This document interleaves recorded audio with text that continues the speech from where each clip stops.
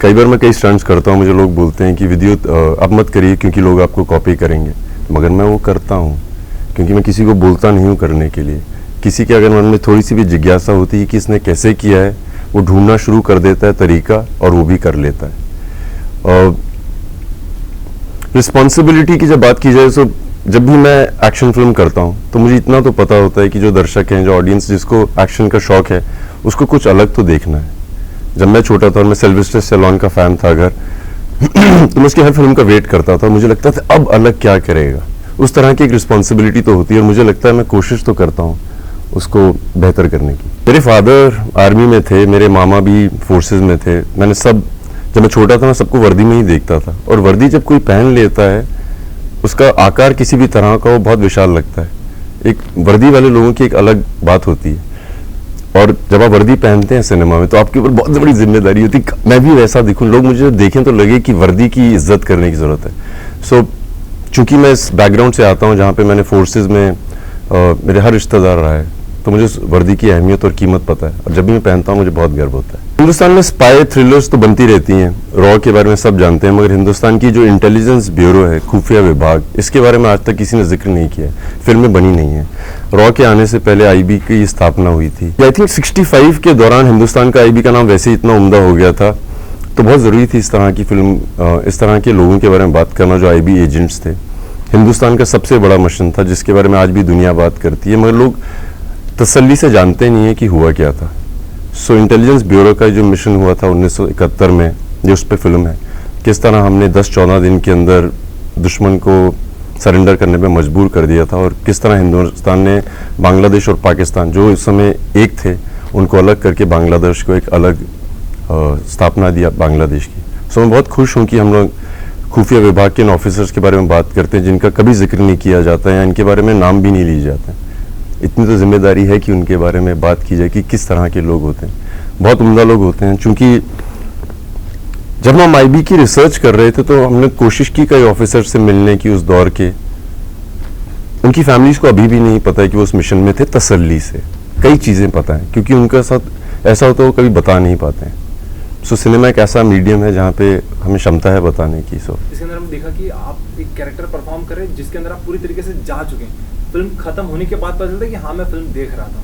इस तरीके से आप अपने आप कैरेक्टर में हमेशा चले जाते हैं। अगर बात करो आपके कैरेक्टर, तो किस तरीके से आप अपने आप को कैरेक्टर में डालते हैं सर? जैसे अभी कला की बात कर रहे थे, चाहे कोई एक पेंटर हो, चाहे वो मटका बनाता हो, चाहे वो मार्शल आर्टिस्ट हो, किसी भी तरह का कलाकार हो जिसने थोड़ी तपस्या की है, उसके लिए इतना मुश्किल नहीं होता है कैरेक्टर में ढलना।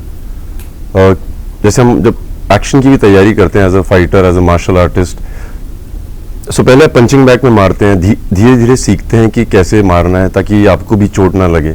वैसे ही एक्टिंग का भी प्रोसेस है, आप लगे रहते हैं, करते रहते हैं, धीरे धीरे समझते हैं कि आप में क्या क्षमता है क्या नहीं है।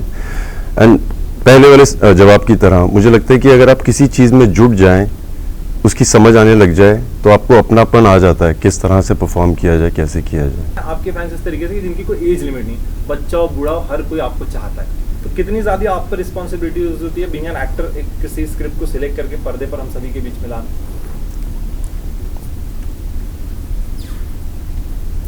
With great power comes great responsibility, एक कहावत है।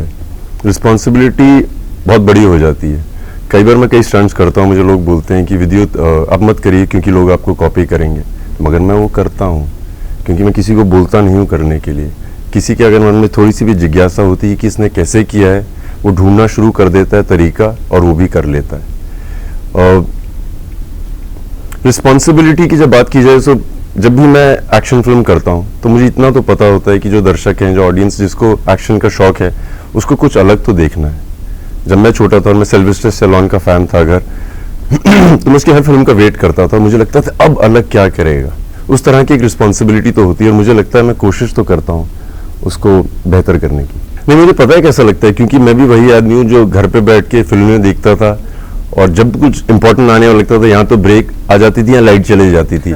अब मुझे लगता है कि इतनी लाइट जाती होगी, बहुत अच्छी फीलिंग आती है क्योंकि मैं जानता हूँ किस तरह के लोग हैं जो बैठ के देखते हैं, किस तरह से वो सीख सकते हैं, कितना कुछ समझ सकते हैं। उतने समय के अंदर आपको अपने हर काम करना होता है और फिल्म भी देखनी होती है। मैं वही आदमी हूँ, मैं जानता हूँ, बहुत अच्छी फीलिंग आती है। मुझे पता है कि जब दर्शक घर पे बैठ के देख रहे होते हैं किस तरह का माहौल होता है, सो मेरी एक जिम्मेदारी भी होती है कि जब मैं फिल्में बनाऊं तो ऐसे ही बनाऊं कि जब घर पे लोग देख रहे हो तो एक दूसरे को बोला कि अरे अरे ये वाला सीन आने वाला है। सो हिंदुस्तान में स्पाई थ्रिलर्स तो बनती रहती हैं, रॉ के बारे में सब जानते हैं, मगर हिंदुस्तान की जो इंटेलिजेंस ब्यूरो है, खुफिया विभाग, इसके बारे में आज तक किसी ने जिक्र नहीं किया है, फिल्में बनी नहीं है।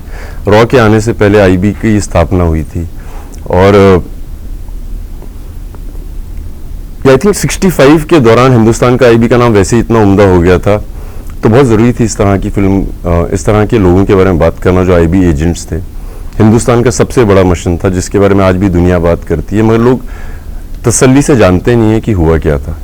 सो इंटेलिजेंस ब्यूरो का जो मिशन हुआ था 1971 में, जो उस पर फिल्म है, किस तरह हमने 10-14 दिन के अंदर दुश्मन को सरेंडर करने पे मजबूर कर दिया था और किस तरह हिंदुस्तान ने बांग्लादेश और पाकिस्तान जो इस समय एक थे उनको अलग करके बांग्लादेश को एक अलग स्थापना दिया बांग्लादेश की। सो मैं बहुत खुश हूँ कि हम लोग खुफिया विभाग के इन ऑफिसर्स के बारे में बात करते हैं जिनका कभी जिक्र नहीं किया जाता है या इनके बारे में नाम भी नहीं लिए जाते हैं। इतनी तो जिम्मेदारी है कि उनके बारे में बात की जाए कि किस तरह के लोग होते हैं।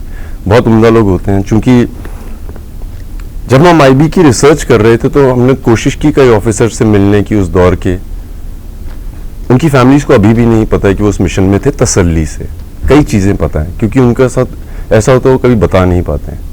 सो सिनेमा एक ऐसा मीडियम है जहाँ पे हमें क्षमता है बताने की। सो मेरे फादर आर्मी में थे, मेरे मामा भी फोर्सेस में थे। मैंने जब मैं छोटा था मैं सबको वर्दी में ही देखता था, और वर्दी जब कोई पहन लेता है उसका आकार किसी भी तरह का वो बहुत विशाल लगता है। एक वर्दी वाले लोगों की एक अलग बात होती है, और जब आप वर्दी पहनते हैं सिनेमा में तो आपके ऊपर बहुत बड़ी जिम्मेदारी होती है मैं भी वैसा दिखूं, लोग मुझे देखें तो लगे कि वर्दी की इज्जत करने की ज़रूरत है।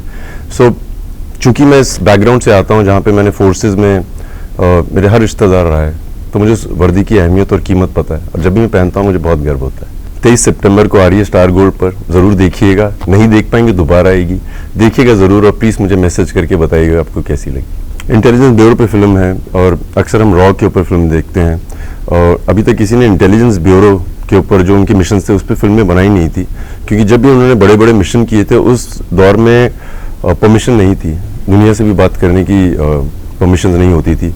अब हमें कुछ सालों पहले परमिशन मिली हैं, जो बड़े बड़े उन्होंने मिशंस किए हैं उनकी बात कर सकते हैं। सो मैं बहुत गर्व से कह सकता हूँ कि IB 71 हिंदुस्तान की पहली फिल्म है जो इंटेलिजेंस ब्यूरो पे बनी है, जो हिंदुस्तान का खुफिया विभाग है। मैं अक्सर बोलता हूँ कि लोग ब्रिटिश का जानते हैं कि खुफिया विभाग मिशन इम्पॉसिबल है क्योंकि उन्होंने फिल्में देखी हैं, और लोग सबके बारे में जानते हैं, ISI के बारे में जानते हैं, मगर हिंदुस्तान का IB के बारे में बहुत कम लोग जानते हैं, वो कंफ्यूज हो जाते हैं। सो आप देखिए, समझेंगे, काफ़ी जानने को मिलेगा कि IB करता क्या है।